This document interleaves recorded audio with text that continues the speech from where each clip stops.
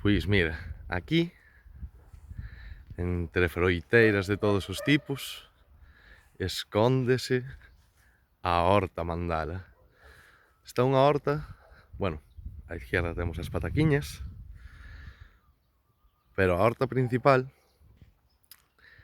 é unha horta na que cada bancal está pensado para que as combinacións de raíces sexan o máis eficaces posible.